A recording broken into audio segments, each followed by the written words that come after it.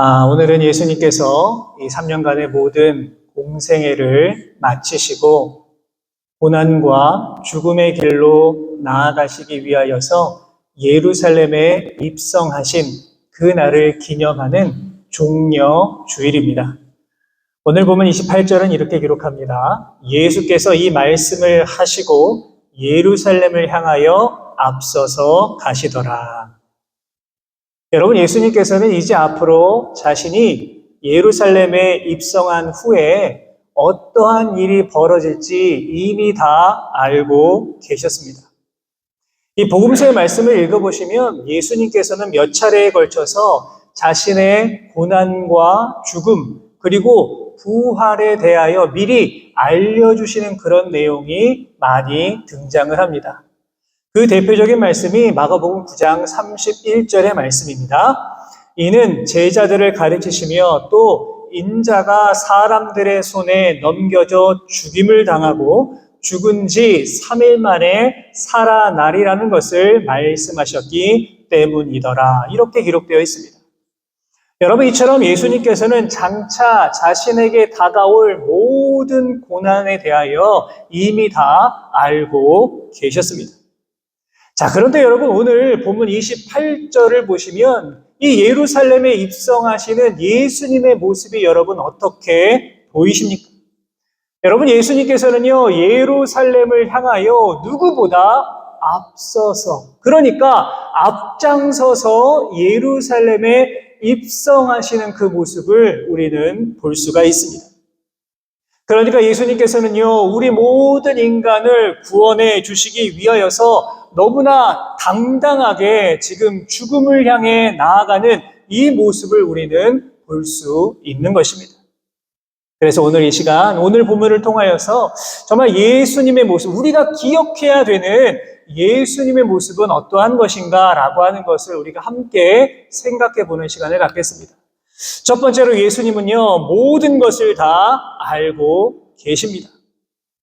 예수님께서는 지금 예루살렘에서 약 2km 정도 떨어져 있는 베다니에서 출발하여서 예루살렘 인근에 있는 벳바게라고 하는 작은 동네에 도착하셨습니다. 그러자 예수님께서는 그 중에 제자들 중 2명을 보내셔서 이렇게 말씀하십니다. 본문 30절과 31절입니다. 보십시오. 이르시되 너희는 맞은편 마을로 가라. 그리로 들어가면 아직 아무도 타보지 않은 나귀 새끼가 메어 있는 것을 보리니 풀어 끌고 오라. 만일 누가 너희에게 어찌하여 푸느냐 묻거든 말하기를 주가 쓰시겠다 하라 하심에 이렇게 기록되어 있습니다. 여러분 한번 생각해 보십시오. 여러분, 이게 당연한 일입니까? 그냥 이렇게 되는 일입니까? 요즘으로 말하면 예수님께서 미리 좀 연락을 하셔서 나귀 좀 쓸게 이렇게 예약한 상황이 절대로 아닙니다. 그냥 무작정 제자들에게 너 마을로 가서 나귀 새끼 끌고 와 지금 이렇게 말씀하시는 겁니다. 더 놀라운 것은 무엇입니까? 왜 그 나귀를 가져가냐 이렇게 물으면 뭐라고 합니까? 주가 쓰시겠다 이렇게 말하라 라고 하는 것입니다. 예수님께서 사용하실 겁니다. 그렇게 말하면 된다라고 하는 것이죠. 그리고 제자들이 좀 의심스럽지 않았겠습니까? 하지만 예수님 말씀을 믿고 그 마을에 들어가 보니 정말 예수님께서 말씀하신 모든 것들이 다 그대로 이루어졌습니다. 그러니까요, 여러분, 예수님께서는 한 번도 그 마을에 가 보시지 않으시고도 일어날 모든 일들을 분명하게 알고 계셨다라고 하는 것입니다. 여러분, 그렇다면 예수님은 어떻게 이 모든 것들을 다 알고 계셨던 것일까요? 여러분, 그것은 바로 예수님은 우리와 같은 인성을 가지고 계신 분이기도 하지만 또 한편 하나님의 아들로서 분명한 신성을 가지고 계신 분이다라는 것을 지금 보여주고 계신 것입니다. 여러분, 오늘 이 시간 우리가 종료주일을 보내고 또 이번 한 주간 고난주간을 보내게 될 때 바로 이것을 예수님은 하나님의 아들이시구나, 나를 구원하여 이 땅에 오신 메시아이시구나 라고 하는 것을 우리가 더 마음 깊이 새길 수 있어야 되겠습니다. 마가복음 2장의 말씀을 보시면요, 4명의 친구들이 중풍병에 걸린 환자를 예수님께 데리고 나오는 장면이 나옵니다. 이때 예수님께서는요, 이들의 마음을 보시고 뭐라고 하셨냐면 내 죄 사함을 받았다, 이렇게 말씀하셨습니다. 그런데 이때 누가 있었냐면 그 자리에 서기관이 있었습니다. 서기관.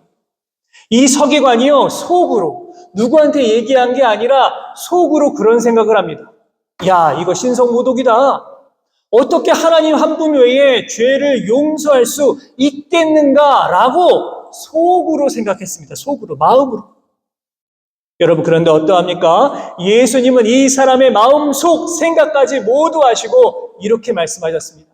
마가복음 2장 8절입니다. 그들이 속으로 이렇게 생각하는 줄을 예수께서 곧 중심에 아시고 이르시되 어찌하여 이것을 마음에 생각하느냐, 이렇게 말씀하고 계십니다. 여러분, 우리가 여기서 무엇을 알 수가 있겠습니까? 여러분, 예수님은요, 그냥 우리가 속으로 많은 생각들 하시지 않습니까? 그렇죠? 그런데 예수님은 우리가 마음속으로 생각한 모든 내용까지 다 알고 계신다라고 하는 것입니다. 여러분, 이처럼 모든 것을 다 아시는 예수님은요, 여러분들의 사정, 여러분들의 형편, 여러분들의 고민, 모든 것을 이미 다 알고 계심을 여러분 꼭 믿으시기를 바랍니다. 여러분, 우리에게 어려움이 있습니까? 우리에게 정말 남들에게 말하지 못한 여러 가지 고민과 걱정과 근심을 여러분 가지고 계십니까? 그렇다면 오늘 이 시간 정말 예수님 앞에 모든 것을 아시는 예수님께 모든 것을 내려놓고 나아가실 수 있기를 바랍니다. 분명 우리의 모든 것을 다 알고 계시는 주님께서는 우리를 반드시 선한 길로 인도해 주실 것입니다. 오늘도 이러한 믿음을 가지고 이 땅을 살아가실 수 있는 우리 모든 성도 여러분 되시기를 주님의 이름으로 축복합니다. 자, 두 번째로 예수님은 어떤 분일까요? 예수님은요, 겸손한 왕이십니다. 이제 제자들은 나귀를 가져와서 자신들의 겉옷을 나귀에 둘렀습니다. 그리고 예수님은 나귀의 등에 앉으셨습니다. 그리고 예수님께서 예루살렘에 입성하실 때 사람들은요, 나뭇가지를 흔들며, 종려 나뭇가지를 흔들며 예수님을 열렬히 환호하였습니다. 오늘 보면 38절에 보시면 이런 말씀이 기록되어 있습니다. 이르되 찬송하리로다 주의 이름으로 오시는 왕이여, 하늘에는 평화여 가장 높은 곳에는 영광이로다 하니. 여러분, 그러니까 한번 생각해 보면 요즘으로 말하면 뭘까요? 여러분, 카퍼레이드 이런 거 보셨습니까? 저 어렸을 때 좀 많이 봤던 것 같아요. 한국에 있을 때 뭐 금메달을 따고 오신 분들이라던가 국위 선양을 하고 오신 분들이 막 공항에서부터 이렇게 카퍼레이드 하는 그런 장면을 뉴스에서 본 기억이 납니다. 그때 막 도열해 있던 사람들이 막 환호했던 그런 모습도 기억이 납니다. 요즘으로 말하면 이런 카퍼레이드와 같은 이런 행사가 지금 예루살렘 성 안에 쫙 펼쳐지고 있는 그런 모습입니다. 자, 그렇다면 우리는 여기서 하나 궁금증을 가져야 됩니다. 무엇이냐면 왜 이렇게 많은 사람들이 예수님께 환호했던 것일까요? 여러분, 어떻게 생각하십니까? 당시 많은 사람들이, 왜 이렇게 많은 사람들이 예수님을 막 종려나무 가지를 흔들며 환호했던 것일까요? 여러분, 그 이유는 바로 예수님께서요, 3년 동안 공생의 사역을 하면서 수많은 사람들을 사랑으로 섬겨주셨기 때문에 그렇습니다. 여러분, 복음서에 기록된 예수님의 3년간의 공생의 사역을 한번 쫙 생각해 보시기를 바랍니다. 예수님께서는요, 마가복음 10장 45절 말씀을 통해 분명히 말씀하셨습니다. 인자가 온 것은 섬김을 받으려 함이 아니라 도리어 섬기려 하고 자기 목숨을 많은 사람의 대속물로 주려 함이니라. 내가 이 땅에 온 이유와 목적이 무엇인가라는 것을 분명하게 말씀해 주셨습니다. 더욱이 여러분, 예수님은요, 말씀으로만 이렇게 하신 것이 아니라 정말 이 말씀처럼 수많은 사람들을 사랑으로 섬겨 주셨습니다. 특별히 당시에 너무나 가난했던 사람들, 병들어서 아파했던 사람들, 멸시와 천대를 받는 사람들을 품어주시고 사랑해 주셨습니다. 많은 사람들의 손가락질을 받았던 세리와 죄인들의 친구가 되어주셨고 이들과 식사도 하시면서 가까이 지내셨습니다.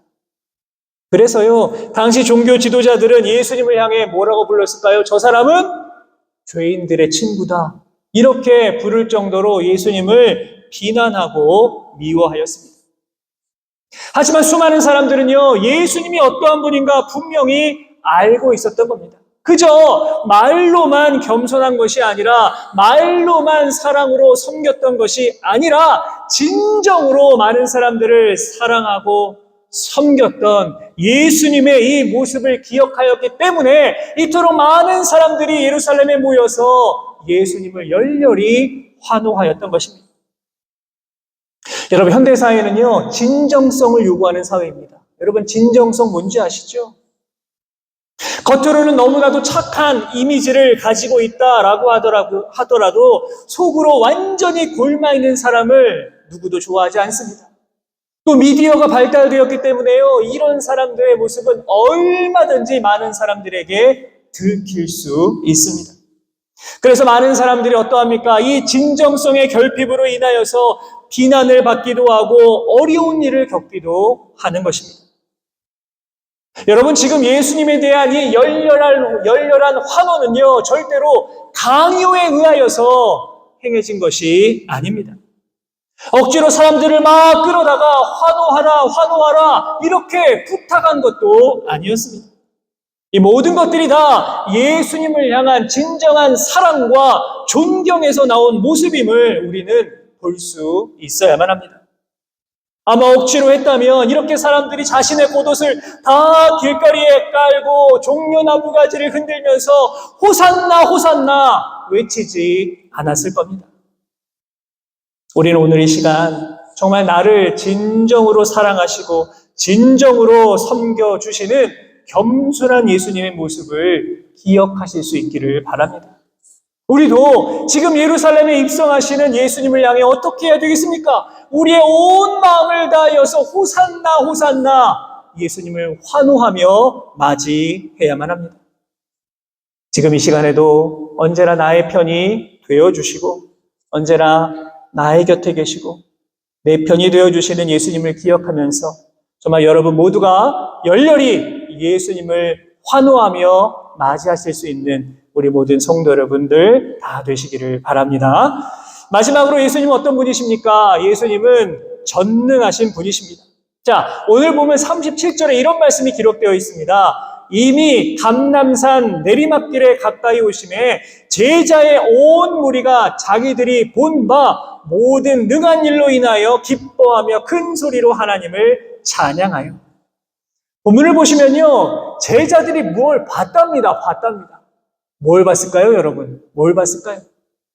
물론 제자들은 3년간의 공생의 사역을 통하여 많은 것을, 예수님이 행하신 많은 것을 보았을 것입니다. 그런데 오늘 본문에 기록된 자기들이 본 바, 이것은 무엇일까요?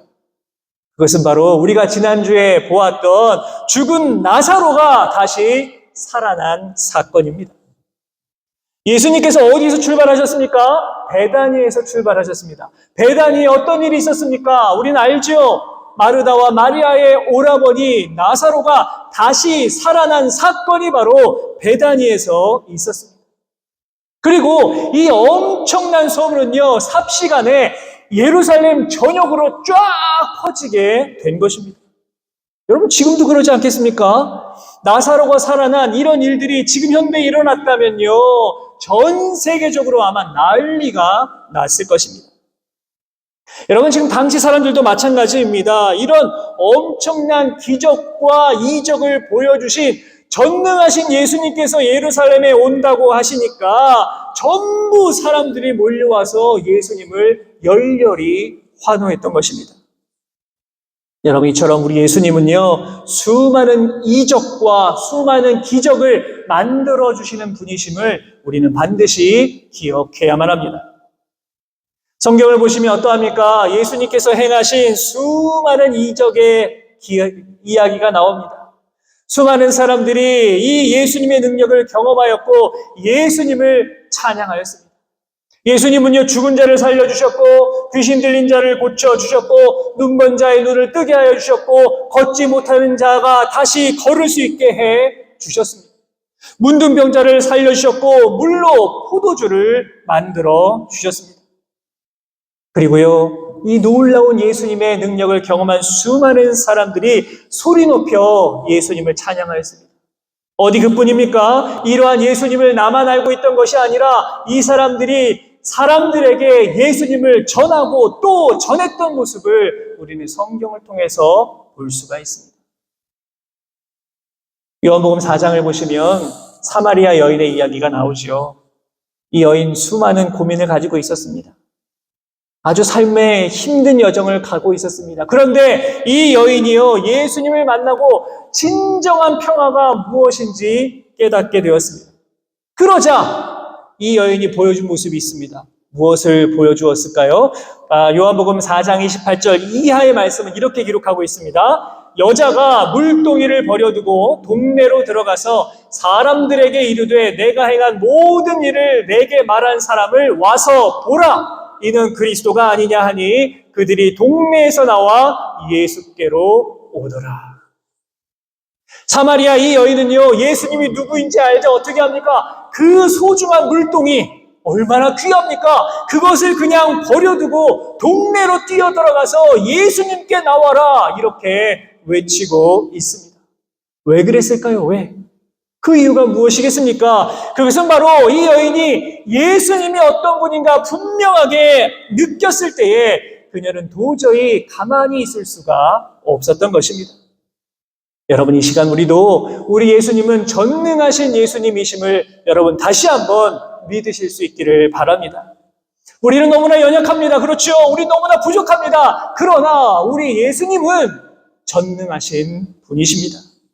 오직 예수님만이 우리를 구원해 주실 수 있는 것이고 오직 예수님만이 여러분에게 진정한 평화와 안식을 주실 수 있는 것입니다. 여러분, 그렇기 때문에 우리는 더욱더 예수님을 믿고 의지하며 이 땅을 살아가야 하는 것입니다.